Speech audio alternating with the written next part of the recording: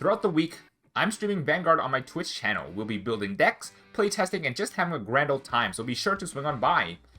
With new clan collection reveals coming out every day, you know what that means. It's time for a new chapter of clan collection cores. I want to preface this video and the entirety of the series by saying that many of these lists are entirely conceptual and surface deep, and will need your own playtesting to fine-tune.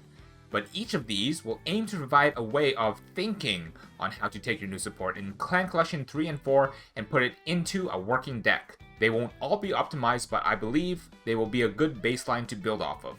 Welcome to Clan Collection Cores.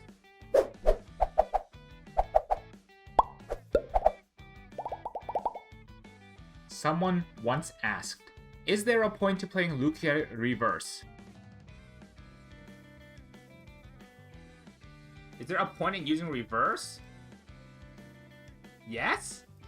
The fuck kind of question is that, Apples?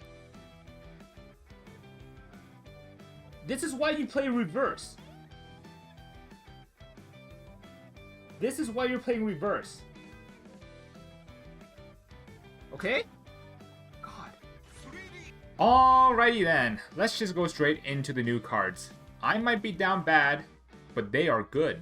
The new Grade 3, our Queen, our Empress, the lady who I call Mommy, Silver Thorn, Demon Queen Luquier Reverse.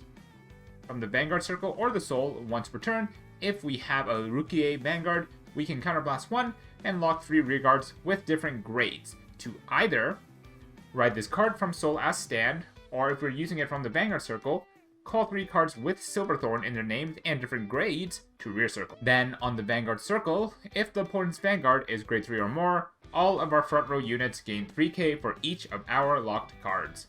So in a vacuum, Luquier Reverse seems very lukewarm. The hyper-specific grades of rearguards to call or lock is my main issue. It's a good thing a Silverthorn named starter and triggers do exist. The front row buff is the strongest out of the 3 variants, and depending how wide we go from rewrites and such, could scale disturbingly well. Our 9Ks, being able to hit 18k is juice, and the more viable attackers we make, the better. Our new Grade 2 Silverthorn is Silverthorn Beast Tamer Marichica. When placed on the Vanguard Circle, we can counterblast 1 and soul charge 3. If we soul charge 2 or more Silverthorns, draw a card. Then, when placed on the rearguard circle from Soul by the ability of our Silverthorn Vanguard, if on the rearguard circle, we can call a grade 2 or greater Silverthorn to the same column. Her first skill only ever has one timing in the game where it will go off, but I would never say no to a Soul Charge 3 in decks that use the Soul as a toolbox. Unfortunately, our entire deck can't be all Silverthorns to guarantee the draw, as the Heal Guardian isn't and neither is our PG, but we do have Silverthorn named triggers to make it more likely. Her second skill is strange. She doesn't really help in making any good columns and looks like she only really serves as the purpose to act as lock bait or Anna bait. She doesn't gain boost to help whatever is called out by her effect, so maybe the idea is just to use her to call Dorian out for some end of turn draws. The new Grade 1 is Silverthorn Beast Tamer Anna. When rode upon by Silverthorn, countercharge 1. Then, when placed on the rearguard circle from Soul by our Silverthorn Vanguard, if we haven't countercharged this turn, we can Soul in Anna and another Silverthorn rearguard to countercharge 1. Okay, this card is great. This card is groovy. Silverthorns have 2 really good grade 2 rides between the new Marichica and Lillian, and the reward of riding Anna for your grade 1 is riding her not only gets you a free usage on Marichica or Lillian, but gets her into Soul, so that you can start using her second effect as well. I guess in full context, Marichica being able to call out a unit in front of her, then having Anna being able to slip herself and Marichica back into Soul makes Marichica what she is. So with the new cards introduced, let's take a look at our new Silverthorn list post-clan collection. The first thing to mention is our general game plan. We don't really have a fundamental turn, we don't really have combo pieces or fundamental cards. It's just beat down and out advantage your opponent. We look to mash our opponent very hard many times in a turn with our Accel marker turning and just out advantage them through the likes of Dorian. Then, when the time comes and we've dug our way down to that front trigger stack that Romy found for us, we hit them with that overpowered front row buff. I think the best way then to get that Accel marker farming is cycling between Venus and Reverse throughout the mid game. We use Venus' skill to call a front row and Reverse to then rewrite over Venus for another Accel. Then, at the end of turn, use Venus's delayed trigger to suck our board back into soul for another marker. This is the general strategy I think to scale into the late game, but for farming, we can do something similar but opt to reserve Dorian instead of Venus and get more cards in hand, but also a guaranteed Luquier name for the reride. Either option is fine depending on what kind of matchup we're going into and how the early game went and how our resources are. With that spiel out of the way, let's take a look at our ratios. Our advantage engine is between Venus and Dorian. These two cards are what will keep our soul filled and our hands full. So I'm opting to run 4 copies of Silverthorn Dragon Empress Venus Luquier, as well as 4 copies of Silverthorn Beast Tamer Dorian. Now of note is that I'm only running a pair of Luquier Reverses. The reasoning is that between the resource loop of Venus, Reverse, and Dorian, we'll always be able to reride Reversing the Soul, use Dorian to fetch Venus for the reride next turn. We technically only ever need that one copy of Reverse to keep playing. So with that said, I want to include cards that will help getting Luquier Reverse into Soul ASAP. One obvious inclusion is a playset of Silverthorn Marionette Lillian. A very simple when placed from hand, counterblast 1 and put Luquier Reverse from deck into Soul. Lillian also has the added benefit of being a very easy 19k attacker, and coupled with any of the various front row buffs between the 3 Luquiers, can hit for magic numbers. We're going to run a full set of Silverthorn Beast Tamer Anna for her second skill actually, that when placed on the rearguard circle by her Vanguard's effect, we can soul herself and Luquier Reverse into the soul. Both Venus and OG Luquier, and in a sense Reverse herself, having main phase act skills to call Anna out of soul, means once the other Reverse is sold in, we can use her skill as well. Then we run 4 copies of Silverthorn Explorer Romy. The sooner we get Romy onto the board, the faster we fill up our soul with Silverthorn names. Hopefully Reverse too, mind you. But more importantly, we thin our deck and we start building towards that front trigger stack. Finally, 4 copies of Silverthorn Beast Tamer Marichika. Our ideal grade 2 ride for the potential chance of getting a free card to replace her, but also to get her into soul so that she can extend into more units onto the board.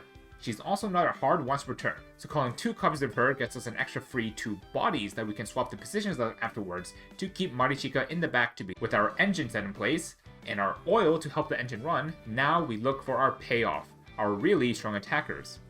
As prior stated, Silverthorn Marionette Lilina being a 19k attacker is what we're looking for in similar cards. I look towards Silverthorn Dragon Tamer Luquier and Silverthorn Rising Dragon, as well as Silverthorn Handlecrypt Linnea as our attackers that look to close out games. We run 2 copies of Dragon Tamer Luquier, 22k body on the rearguard circle, and is a Luquier name. Her biggest issue is that the Counterblast 2 cost is very hefty, and it's not a card that we look to ride into, so trimming on copies is smart. We also run 2 copies of Silverthorn Rising Dragon, similarly to Lillian, acts as a 19k attacker. Then, finally, 3 copies of Silverthorn Handlecrypt Linnea.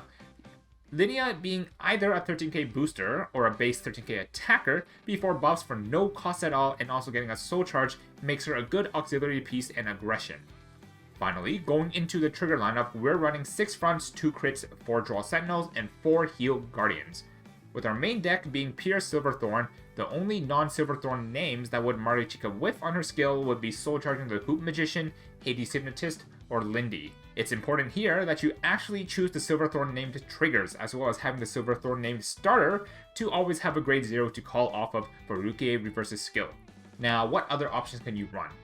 One fairly obvious choice is to actually run the 4 rainbow triggers, maximize out on our Silverthorn names, if the consistency of Marichika is that important to you, but I feel that the extra fronts give the deck the push that because of how restrictive a lot of the cards are to Silverthorn names, we do want to try and keep in archetype as much as we can, and some text would be one-ofs at most. Some other Silverthorn names to consider are Silverthorn Diva Sylvia, another grade 2 that has a strong effect when riding into grade 2 that can be refunded by Anna, but also not restricted to placement on hand, so also has effects when called from the soul. The new grade 4 as well, Pale Moon Silverthorn Dragon Megalorude. Its main benefit in being a grade 4, so we have another option of grade to call out or to lock. But we might actually have some hard time actually finding a good time to call it due to its mandatory board to soul skill, also the fact that we can't call a grade 4 from hand and would have to find ways to getting it to soul. We can definitely reconsider Silverthorn Assistant Irina back into the deck as well, giving us another option of an ideal grade 1 ride target with a strong rearguard circle effect to deck thin and speed up the stack. But imagine coupling Irina with riding Marichika and getting Soul Charge 5 and draw 2. Nice. Then lastly, we can look towards Comicality Chimera as a one-of. It has a clash and countercharge effect with Anna, but whereas Ana mines you on board during the main phase to get the counter charge, Comicality Chimera does it on attack, so you can get mileage out of an attacker before soul charging it with a... As for a concluding statement, booba. No, I'm kidding. I actually think that despite being an unfortunate set of very specific tribal support cards, it supports the Silver Thorns very well. Ana and Marichika were fantastic inclusions to the deck, ignoring Reverse. And Reverse just adds on that little bit of speed that we were looking for, gaining maybe 1 to 2 more Accel markers per turn cycle leads to a very large front row that when we hit that front trigger, ooh mama, that's gonna hurt. Do I think it's the best Pale Moon deck at the moment? It very might be. I think its speed is somewhat a force of nature and could be what defines it to be the Pale Moon deck to beat. In any case, this has been it from me for this episode of Clan Collection Cores. Be sure to subscribe to the channel for more content like this and like the video as it helps motivate us to keep the gears going. Definitely leave a comment down below as well because every little bit helps the channel. In any case, this has been Toku from the YellowCard Vanguard channel. Toku out.